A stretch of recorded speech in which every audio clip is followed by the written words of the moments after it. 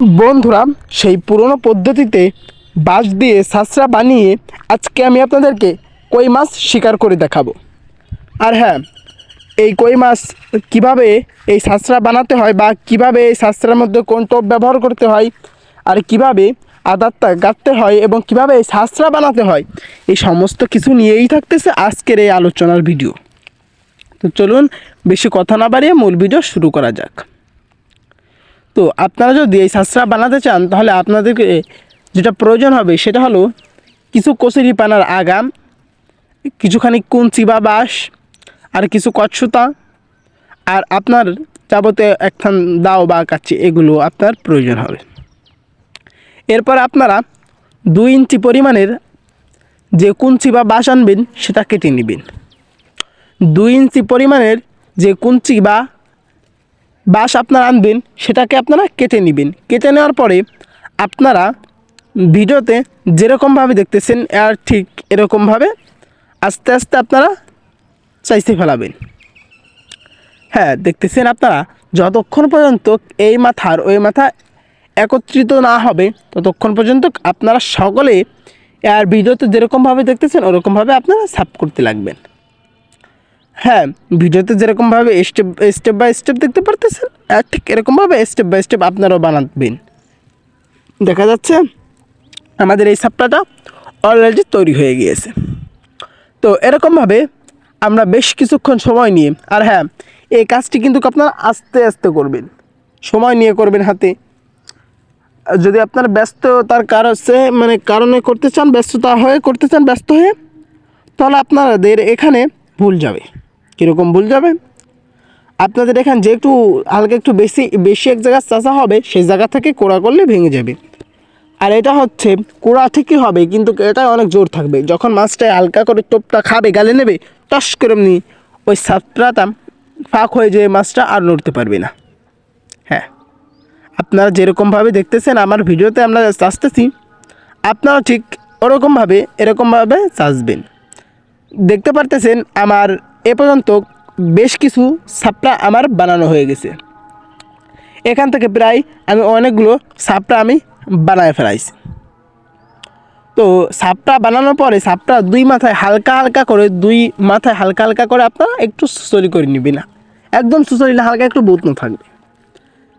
এই যে আমরা করে নিচ্ছি, দেখতে পাচ্ছেন। এই যে এখন আমাদের যে সাপটা তৈরি হয়ে গেছে, এখন আমাদের যে কচুরিপানাগুলো আমরা এনেছিলাম এই কচুরিপানাগুলো আমাদেরকে মাপ মতো কেটে নিতে হবে। দেখতে পাচ্ছেন আমরা কচুরিপানাগুলো মাপ মতো কেটে নিয়েছি।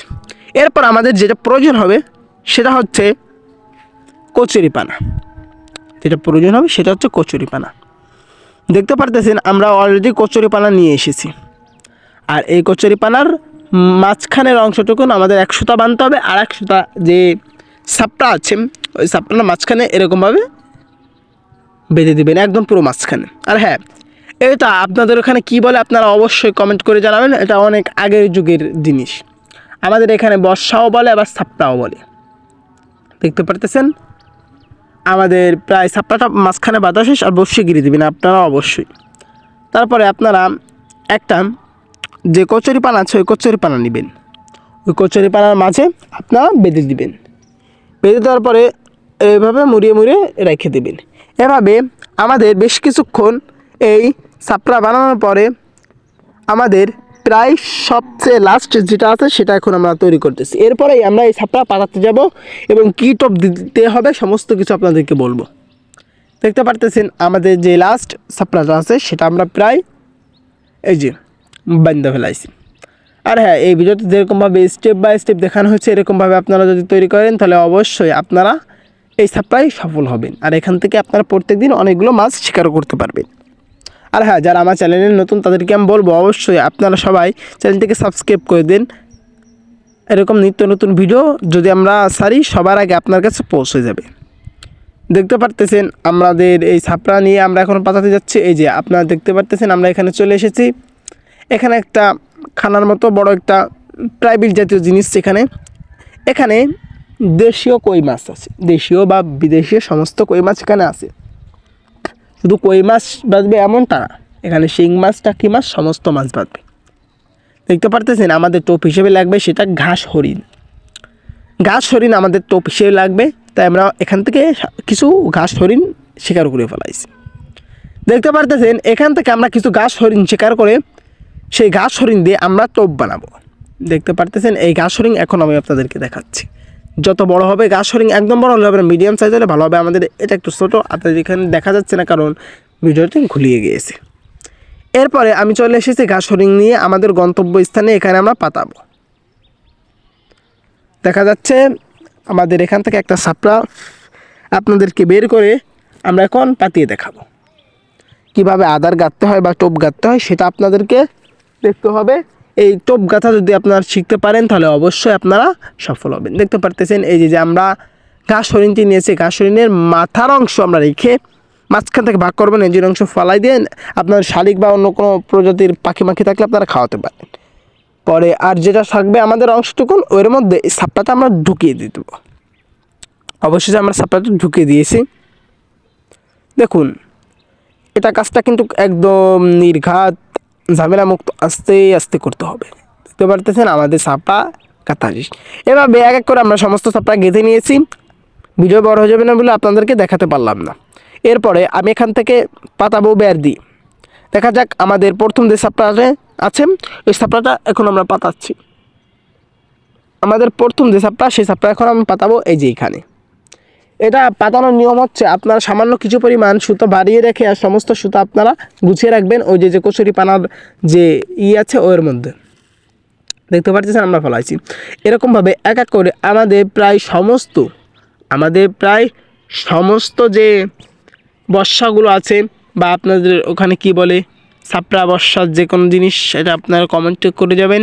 আমাদের যে বর্ষা আছে বা সাপড়া আছে সেটা আমরা এক এক করে সমস্ত জায়গায় আমরা পাতায় নিয়ে আসি। আমরা যে সমস্ত জায়গা আছে সব জায়গায় আমরা সাপড়াগুলো পাতাইছি। এখন আমরা বাড়ি যাওয়ার 5 থেকে 6 ঘন্টা পরে আমরা চলে এসেছি মাছগুলো উদ্ধার করতে এখান থেকে। আশা করা যাক প্রায় টোপে এখান থেকে আমরা মাছ পেয়ে যাব। কারণ এই জিনিসটা এই সাপড়াটা হচ্ছে পুরনো আদিকালের আমলে এটা ছিল, এখনও মানুষ প্রায় বানায় এই সাপড়াটা। এই সাপড়াটা যদি আপনারা বানান অবশ্যই আপনারা সফল হবেন। দেখতে পারতেছেন আমাদের প্রথম যে সাপড়াটা ছিল সেই সাপড়া অবশ্যই প্রথম সাপটায় আমরা মাছ পেয়েছি একটা কই মাছ। যদিও কই মাছটা একটু মিডিয়াম সাইজ, আশা করা যাক বড় বড় কই মাছও আমরা এখান থেকে পাবো। দেখা যাচ্ছে আমাদের প্রথম যে সাপটা ছিল সেই সাপটার মধ্যে আমরা থেকে একটা মাছ পেয়েছি, সেটা হচ্ছে কই মাছ। এরপরে আমাদের দ্বিতীয় যে সাপটা আছে সেই সাপটাটা আমরা এখন এখান থেকে এখানে ফালাবো। দেখা যাচ্ছে আমাদের দ্বিতীয় সাপড়াটা এখানে আমরা ফালাইছিলাম, সেখান থেকে আমরা উদ্ধার করতেছি। অবশেষে দ্বিতীয় সাপড়াটায়ও মাছ পেয়ে গেলাম। আপনারা দেখতে পারতেছেন এই সাপটা যদি আপনারা বানান অবশ্যই আমি আপনাদেরকে বলবো আপনারা সকলে সফল হবেন ইনশাআল্লাহ। আপনারা ভিডিওতে দেখতে পারতেছেন আমরা দুটো সাপড়া, আর ভিডিও লং হয়ে যাবে না বলে আর সমস্ত সাপড়াগুলো আমরা উঠিয়ে নিয়েছি। আপনাদেরকে দেখাচ্ছি আমরা এই পর্যন্ত মোট কতটুকুন মাছ পেয়েছি বা কত মাছ পেয়েছি। দেখুন আমাদের কত বড় বড় মাছও এখানে বেঁধে গেছে সাপটার মধ্যে। তো আপনাদেরকে সমস্ত মাছ এখন দেখাচ্ছি। আপনারা যদি এরকম নিত্য নতুন মাছ ধরার ভিডিও, শিক্ষণীয় ভিডিও পেতে চান, তাহলে টোপ বানানো ভিডিও পেতে চান, তাহলে অবশ্যই আমাদের চ্যানেলটিকে সাবস্ক্রাইব করবেন। সবাই সুস্থ থাকবেন, ভালো থাকবেন। আসসালামু আলাইকুম ওয়া রাহমাতুল্লাহি ওয়া বারাকাতুহু।